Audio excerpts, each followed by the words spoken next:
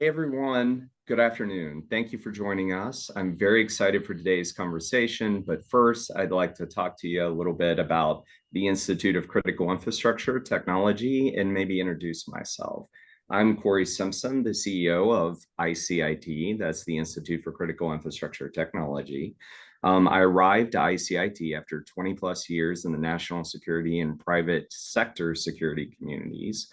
And for those of you that may not know, ICIT is a nonpartisan, nonprofit organization based out of Washington, D.C. Our mission is modernizing, securing, and making resilient critical infrastructure that provides for foundational need. We're dedicated to being a resource for organizations and communities that share in our mission. As a nonprofit, none of the work that we do would be possible without the generous support of our sponsors, one of whom is Forescout Technologies, whose CEO, Barry Mainz, joins us today for a conversation about a vital national security topic that is persistently on our minds, maybe not the minds of lawmakers or the minds of the nation, but certainly the minds of the community of ICIT. And that's the protection of civilian infrastructure, operational technology. Barry, thank you, and Forescout Technologies. Likewise, our work at ICIT would not be made possible without a community of dedicated partners, one of whom is Cyber Risk Alliance, who serves as our media partner in amplifying and elevating all of the work that we do at ICIT. CRA, thank you. Now, to today's conversation, we're about to dive into a discussion on civilian OT protection and why it must be understood as a national security imperative, and what it's going to take to move from awareness of it as an issue to action on it in addressing the security flaws that we currently have in our infrastructure. Again, I'm joined by Barry Mainz. Barry is a seasoned executive who's led some of the most trusted names in enterprise technology. And today he leads Forescout Technology, which plays a critical role in cybersecurity across both public and private sectors.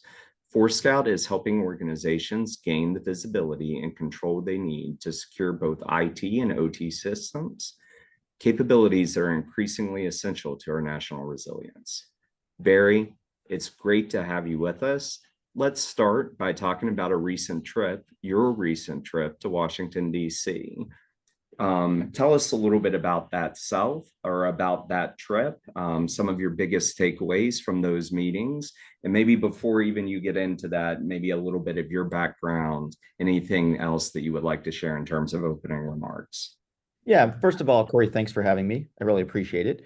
I think venues like this to be able to have discussions about critical infrastructure topics, I think are important. Any way we can share the information that we're and thoughts that we're have in our minds that can help us as a community, as a industry, and as certainly a country. I think that's a great opportunity. So thanks. You asked about my background. So I've got about 20 years in either cybersecurity or functional security. So when I say functional security, that would be OT, IoT use cases. I ran a company called Wind River Systems. It's an embedded operating system and middleware powering many of the devices that we see today in critical infrastructure, planes, trains, automobiles, these kinds of things. So I've got a good background on what those devices are and maybe the shortfalls in terms of security management and security operations. And then certainly on the other side, in cybersecurity and understanding, kind of the other side of the coin in terms of how people are using solutions to protect us. So I'm super happy and excited that I get to work with so many interesting use cases, both public and private sector. So, and again, like I said, thanks for having me today. Yeah, absolutely. And so tell us a little bit. You were recently in Washington, D.C. You bring that background to Washington, D.C., and you engage with policymakers on these topics.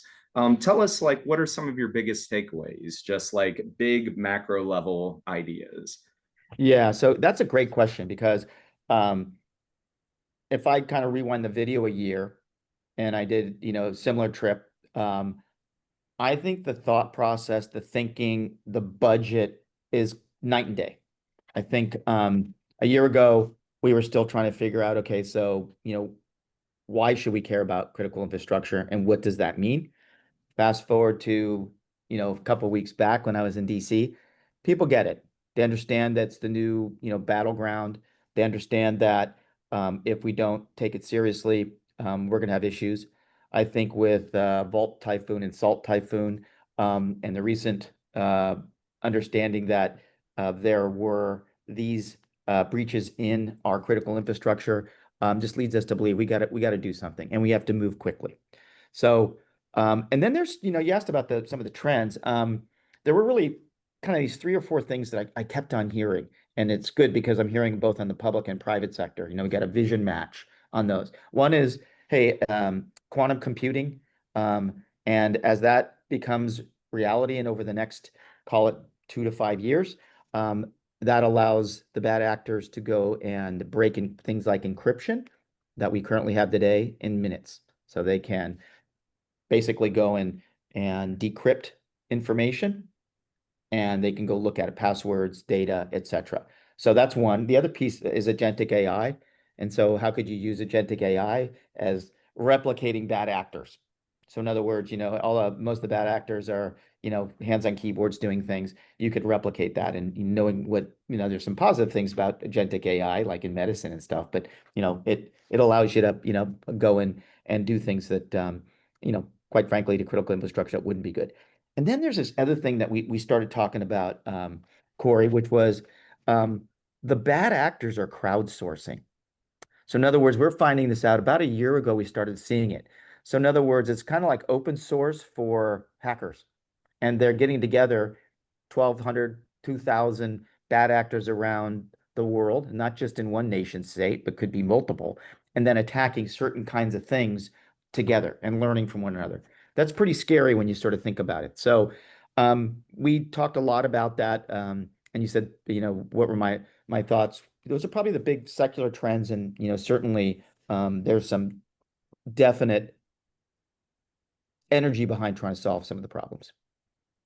That's Barry, that's fantastic. And I want to maybe pull on those a little, one at a time, and we'll start with quantum computing. And I've I've got to say, so much of this seems to me oftentimes to be almost theoretical. We're talking about post-quantum cryptography, PQC, before we even have quantum computers, which I get.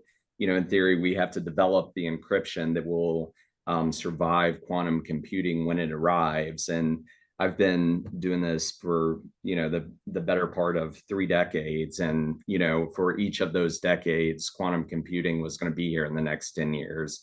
I guess what's different now is it may actually get here, and it's a little bit of a theory on what its capabilities are.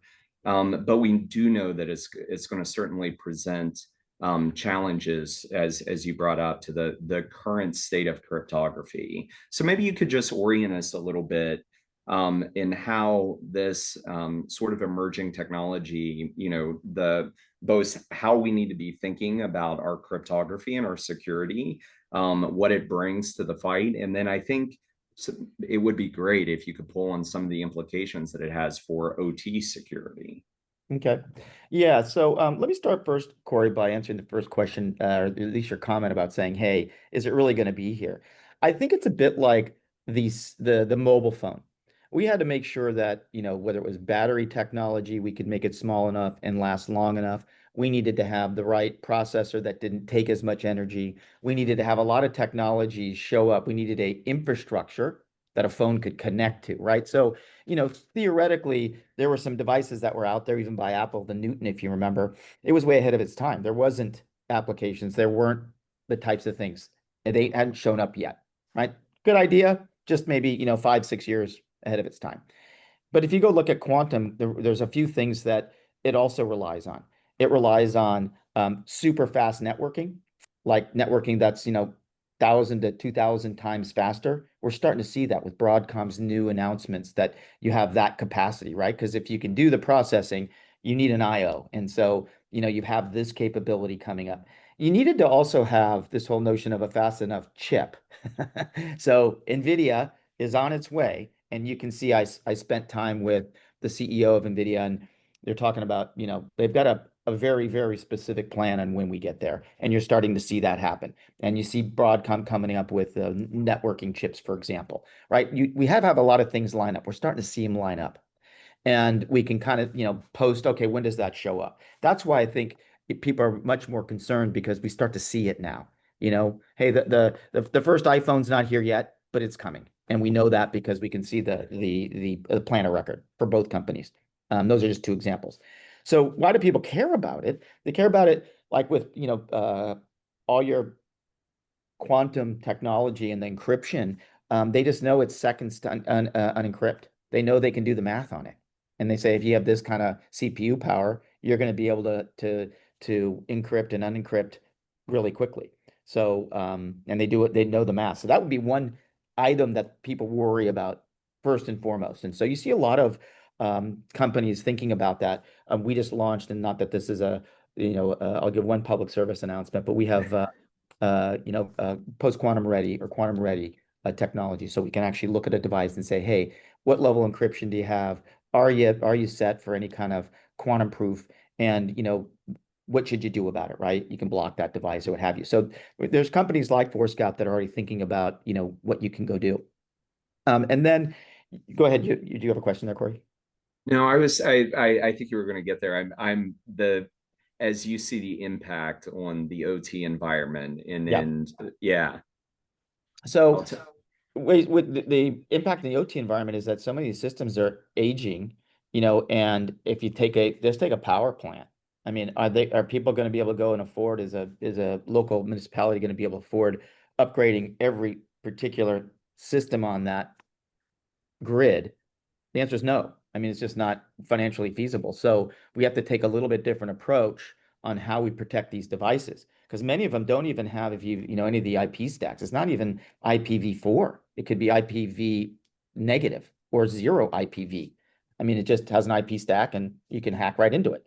So I think we just got to be smarter about what we're doing. There's technology out there to help protect those critical infrastructure systems. And I think we've got to make sure that we stop talking about, oh, it costs this much. We should start talking about, we got to make the proper investment for us here as citizens and all around the world. I these are things that I think oftentimes give us an anxiety. We could see them coming, as you note, all the pieces are starting to line up. It feels like it's soon going to be there. But I want to ground this for a minute in threats that specifically to critical infrastructure that we know about, and I want to layer it a little bit in a geopolitical context. So China, who is, by the national security apparatus, been labeled as the pacing threat to the United States, or, our near peer rival. Historically, we have a very different construct in how we look at cyber as an instrument of national power. The United States sort of bends it into a military instrument of power. China uses it significantly more as an economic instrument of power. And we have seen that historically, and then a little bit on the information bit and controlling narratives and things like that. But on the economic side, President Xi, I want to say it was 2013, 2012, was elected 2014, his first trip to the US. He entered into an agreement with President Obama, and that said, hey, look, we're going to cut out commercial espionage. Like we agree to this. And for the most part, they did. Now they continued stealing data at scale. And that's more nations steal other nations' data. It's espionage. That's kind of, by international standards accepted. But what was not accepted was them stealing data, commercializing it, and then putting American companies out of business. And that's what they agreed to stop. In 2016, under the first Trump administration, there was a first batch of tariffs against China. They took the gloves back off and started doing intellectual property and commercializing it. If our past is any indication of our future, we've once again, the second Trump administration, and we've declared the way that China hears it, as economic warfare on China. And they leverage cyber capabilities as an instrument of economic warfare. In the past, that was concerning, and they had access to a lot of our IT systems. You mentioned a typhoon series, and for everyone that may not be aware, typhoon in this administration has encouraged, like, we got to stop doing the, fancy bear, dancing bear, and like it's Russia. When we talk about typhoon, it is China, and so it is a Chinese or a China-based threat actor, and they're in our critical infrastructure. We know that. We know they have placement and access. We don't know how much of it they're in. And we're sitting in a moment in time where we know that in the past they have leveraged the access that they've had to hurt the United States. So if we have those same concerns now with the access that they have, instead of it being to IT systems, it's now to OT systems. What can we do to deal with that threat that we know about today from China? Yeah, so I think there's a few things that we can do. One is just understand and admit we have a problem.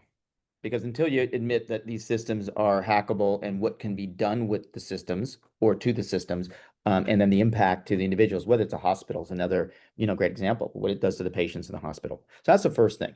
And then it's having a fact-based conversation on what the security strategy ought to be, because there are technologies that will help protect and limit the blast radius, if you will, of an attack. There are solutions that can provide the ability for us to feel that we're much more comfortable about whether it's a hospital or a water treatment plant or a set of traffic lights or what have you. So I think those are two. And then we just need to fund them. I think part of the issue is kind of interesting. It was a bit like what my mom said. My mom was talking and said, hey, it was, in the 70s when the EPA came out and said, hey, we want to go put some, systems in a car so that it doesn't pollute. I mean, you could see in the air under big cities, or in the air, the pollution, a lot of it coming from cars. You could actually see it. I think that the OT infrastructure has a bit of a marketing problem. Like, people don't understand it. So if they don't understand it, they say, well, I'm not going to vote for something that maybe has to go and, fix it. I think stuff like Zero Day, don't know if you watch Zero Day on Netflix, but Yeah. there's probably some hyperbole there, right? I mean, there's the way that, but look, you can go and do things that I think today that people don't realize are already happening, like you mentioned about, depositing some, code in an infrastructure and taking data, like where they're doing today, right? China. So again, going back to, got to make sure we have a problem, then fund it, and maybe spend a little time marketing it so people can understand that what they're voting for to be able to fund this stuff, and benefits everybody. It's not just some, sort of a tech thing that, it'll come and go. It's an important item, an important issue. Yeah, maybe a preacher and choir type moment here, but like that's literally we at ICIT often, we like to leverage some of the platform capability that we have. We have a 60,000 person national community. We have tremendous media partners, and you're like, how do we take these very complex issues that people either write off because they're like it's a technical thing, and you're like, it's not. It's something that impacts our economy. It's something that impacts your ability to get groceries. It's something that impacts your ability to have hot water or water at all at the end of the day. And you're like, these things matter to our daily lives. And on the funding bit, the marketing piece, the ability to just communicate a narrative that resonates with people so that they can understand it is certainly a problem. Another problem, I think, is the proverbial like tragedy of the commons, where it's whose problem is this? It's if the water system doesn't work, if the grid doesn't work, and you're like, well, it's everybody's problem. And you're like, so therefore it is no one's problem. So Hmm. when you talk about funding it, that's like who's going to be the first to pay is often seen as like that's a bad thing, or if I pay first then they're not going to pay as much. And so it's like we've been doing this, for example, to our power grid for the better part of a decade. We know it has needed modernized. We know there are tremendous security vulnerabilities. So just as it relates to, being able to tell the narrative in a compelling way that resonates with everyday people, what do you see as the best way to tackle the funding challenge of, like, look, there are state entities, there are municipalities, there's the federal government where we sit in DC, and you're like, who, how do we decide that funding question as you see it? Yeah, unfortunately, I hope we take a different approach than what we've usually done, which is we wait till something really bad happens and then we fund, right? And I Yeah. feel like, in that case, we'll be too late. So the good news is and again, I met with 20, 30 people, when I was in DC, and everybody has a vision match and we have to go do something. The good news, there's been budget being carved out for, at the federal level. And then you get down to the state and local level where you made a very good point, where I worry about, because there's a gap between, I think a knowledge gap goes back to my comment earlier that the city of Bakersfield, right? Are they going to have the same sort of thought process around, their critical infrastructure versus, a very large city that maybe has just, more funding or more access to that. I also feel like it's part of the, and it's our people that we're electing need to also have it as a priority. And I would hope that some of the voters think about the people they're voting for, and do they have the mindset and this as a narrative. And I've heard it a little bit from where, I live in California, and, start to hear it from some of the mayors and things like that. The cities start to talk about this, which is great, and maybe, Yeah. but, I think we should think twice about people who don't get it, or think twice about, hey, because this is it's an issue that will affect everyone, to your point. And, again, as individuals, we need to be smart about that and think about who we're voting for, because that makes a difference. Yeah. And I think, to that note, I think as well, at ICIT, we say we focus on critical infrastructure that provides for foundational need. The Mhm. next question that comes from that is like, what in the world is that? And you're like, great question. Like, it's, I mean, for a long, long time in the national security community here in DC, we debated, like, what is critical infrastructure? And I do think it's important, like, how you answer that question is a matter of perspective. In the federal government, the US government answers it through the lens of national security. Like, how do we project power? How do we mobilize forces? How do we deter our would-be adversaries and the adversaries of our partners and allies from using nuclear capabilities? Like, so nuclear deterrence, force projection, force mobility. But if you talk to a governor, you talk to a mayor, it's like, I need you to fix the pothole in Main Street. Mhm. I need to make sure the water is on at the school. The heat went out. And so it's a lot more. So I would say that what infrastructure is to daily life. And both those perspectives, that they're not wrong, and the Venn diagram overlaps significantly. And I think even if we could agree on where that Venn diagram overlaps, where national security intersects with everyday life, and you could come up with funding solutions for That's that, right. yeah, good God, we would be so much better off. Yeah, And I think that's a really good point. I like the way you're thinking about that, because at the end of the day, this is why I brought up the 0 day. It's like, yep, there's probably hyperbole there, but, if you look at some of the examples on that Netflix series, they're real. You don't realize, if you were to turn traffic lights off, or, in our transit infrastructure, whether it's trains or what have you, you could derail, all of that's automated, and I hate yeah, to say it's pretty old, and wouldn't be that difficult to potentially breach it and do some bad things. So I do think that we've got to get on that same page and start to think about, it affects everyone, and we've got to start. And I think if we just started small, people saw some examples, and I think would be great. Hey, we protected X, Y, and Z, and this was a bill, this was some funding, this was something we did. And, because I think right now we have sort of this, we're stirring a lot and not painting. that's I sometimes say it's like an octopus on roller skates, a lot of motion but no direction. Yeah, I could talk all day about this, but I want to transition over to talk a little bit about a topic you brought up, agentic AI. That is something, first of all, maybe I'm going to do my best effort as I understand it, and then you maybe layer on top of that. But it's an AI system designed to act autonomously, meaning they can perceive their environment.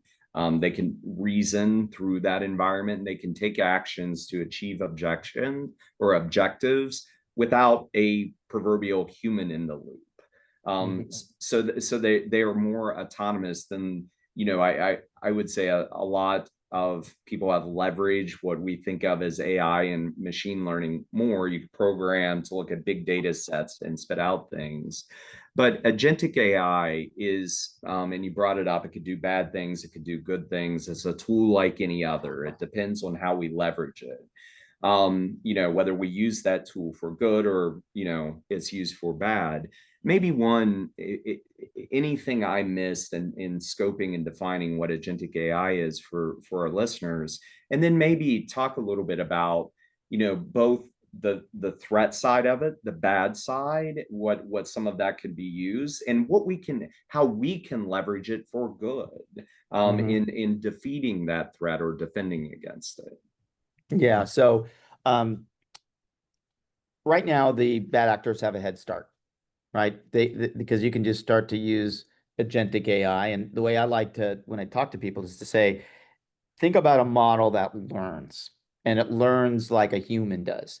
So that's part of it, which is you've got some of the soft skills. You can predict how someone might do something, predict a mistake, think through things, right? So if you had a very smart model and you were looking at a particular device, say a PLC, you could go and predict what mistakes they would have made based on the learnings from your previous hacks. And you could continue to get smarter. Just like you think about it is, hey, the person that at Schneider Electric that created this particular PLC, they know exactly how that would be breached. Why? They know all the details on it. They know the good and the bad. And so think of a model, language model that had that capability for thousands of devices. It becomes, a a risk that is orders of magnitude greater than we have today. Now, that's the bad thing. The good news is companies like Forescout or cybersecurity companies can use it to manage and build more this better and secure solutions because they have a language model that would do the puts and takes on what they should and shouldn't do vis-a-vis any of the code to make it safer or not. They could create little honeypots that would trick the agentic AI of the bad actor. So there are bad ways, as I point out, but the good ways is again, aside from medicine and some of the things, but cybersecurity is going to help us. I mean, I can envision being able to build software a lot faster. And, part of our value is integrating with third parties. Some of that stuff should happen automatically. It doesn't. We use some AI today to do some of the integrations, but, I think our ability to move quickly, I think will also help us protect and have a better security posture. That's the being nimble in an environment where, I Eric Schmidt did a TED talk about a month ago, and he said, about once every 1,000 years, there's a technology that comes along that just revolutionizes humanity. He's like, AI is doing that. And it's doing that in a moment where we're in a very, where there are more armed conflicts today around the globe than at any time since World War II. It's just so there's a lot of transition, a lot of risk, and there's a lot to navigate, and you got to remain agile, I think, as you move through that. I want to circle back to I was thinking on something you said about old systems in our infrastructure, and they're vulnerable. It's from, even from like automation of train switches or traffic lights. And I think there's new technology coming on, and something I've been thinking a lot about lately. And in the valley they have the Waymos, the self-driving car, but it leverages a capability called lidar, right? So light detection and ranging, all that. But for the good of our listeners, well, the majority of the components to lidar systems today are manufactured in China. And we're incorporating this into our vehicles, to our cities, to our infrastructure, and you're like, it's almost, how do we, it just seems risky in the world. How should we think about that? Like, we have this known vulnerabilities that exist in infrastructure. A lot of ways to modernize that infrastructure are coming to us via vis-a-vis China, from everything from green energy components to LiDAR systems. And you're like, how can we think about and do this modernization to make it so that we're not less secure once we are modernized? Yeah, so I think your point is, do we have a risk that either A, if we buy something from China, would there be some code or would there be some sort of a bit of information that, would tell, the bad actor how to breach that device, right? Yeah. Um, I think there are risks for that stuff. I do think there's ways around it, but I do feel like there's risks and, we need to be thinking about that. Unfortunately, um, that is given where we are today and how the world economy is and what gets built where, some of that stuff we don't really have a choice, right? At least at this point. So I think we've got to be smart about when we do implement systems that we do have the proper security stack and we think about what can and will happen. And there's technology that can be used today. I think we don't tend to use it till I can tell you we don't tend to use it until we get breached. And I can tell you some of our happiest, largest customers come to us after they've been breached once or twice. So, I unfortunately, I don't think human nature changes much. And I think, until something happens, people aren't going to invest in it. They're going to think of it as a cost versus an investment. So I think that, as I said before, by, given kind of how we tend to do things, that we're going to be a little less proactive on this stuff. I also think we need to be thinking about when that split between design and manufacture. And we did that in the US because of costs and distribution, this kind of stuff. I think we should also think about who are our partners and where they're building. I mean, I think that's, hopefully we can move closer with China and we both kind of get to a place where we're having a vision match on what that looks like. But at this point in time, I think you pointed out, we're not quite there yet. So Yeah. hopefully that could be other outcome as we, move forward here. And I want to, we're nearing the end of our time together, but I want to talk about something you brought up at the beginning, which is what we're seeing in the hacking community or the bad actor community. I mean, to orient the audience, I know you know this, but the three biggest economies in the world: the United States, China, and then the essentially the cyber crime community. That is, it is, there is so much of it. It has risen to be the third largest economy in the world. And you're like, that's extraordinary when you think about it in that context. Clearly, a lot of vulnerability out there.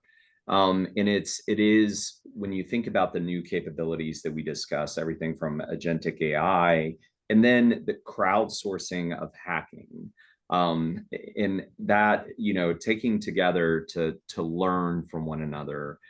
And when you look at organizational constructs, the United States is very, very hierarchical, really. We operate in that manner. The hacking community is very decentralized. And the ability with what replaces sort of structure in a hierarchy and a decentralized community is communication. And what has been a great gift for the security community has been they previously have not communicated well. If that is if that is changing, how do you see that in light of the conversation we've been having about changing our risk calculus and how we think about this? Yeah, I think that's well said. There was one more thing I would add that's helping the bad actors in critical infrastructure. And if you see, we have a research arm called Videri Labs, and we're starting to see where the if you go look at critical infrastructure, it's a monoculture. If you go look at power plants, there's probably 4 or 5 vendors and maybe 20 over the last 15 years that have built the systems. And if you go look at vintage, we go look around wherever they are, hey, this is vintage 15 years ago, and you go look at these systems, there's not a lot of options. There wasn't a lot of players. So, what happens is if you can hack one of them, you can hack all those versions or models or vintages. And so I think, that adds to where, we talk about the sort of this crowdsourcing of the bad folks coming in and looking at this. And so we see it in Videri Labs where people are going after critical infrastructure, and partially because it's easier than going into IT systems, quite frankly. And so I think we just got to make sure we leverage that, and also make sure that we identify and share that information. We're sharing the information that we're seeing from all of the bad actors around the world with the federal governments. So we get that. We can see stuff happening all around the world. We're sharing it with it. And many of the security industry is doing that, so we can educate and communicate, try and stay ahead of the folks. I can say that many of the breaches and things are pretty rudimentary. So I think the more that we're communicating and letting people know, the better. And I think that it comes down to communication and comes down to making sure that we can articulate what our problem is easily, and that whole marketing aspect you talked about, and then make the proper investments. And I think we can get there. But if we don't do those, then we're gonna continue to have some pretty bad outcomes. Um, I want to pull the thread on something you said there on the communication bit. ICIT based in Washington, D.C. You just visited here. It's the U.S. government's throne of power. And if you were to be able to communicate to whether it's staff or members of Congress or members of the executive branch, one clear takeaway, like do this or think about this, what would that takeaway be, or what would that message be? I think the takeaway would be we need to act now, not later, and know that whilst there are huge risks, there are technologies and services that can help protect our critical infrastructure today. Barry, thank you. And to everyone watching and listening in, thank you. The resilience of our critical infrastructure depends on real partnerships, clear direction, and leadership. Barry, thank you to the leadership that you have given to Forescout and that Forescout has given to the industry. We're lucky to have you as a partner. Let's keep moving forward together. Thank you so much. You're very welcome, and thanks for having me, Cory.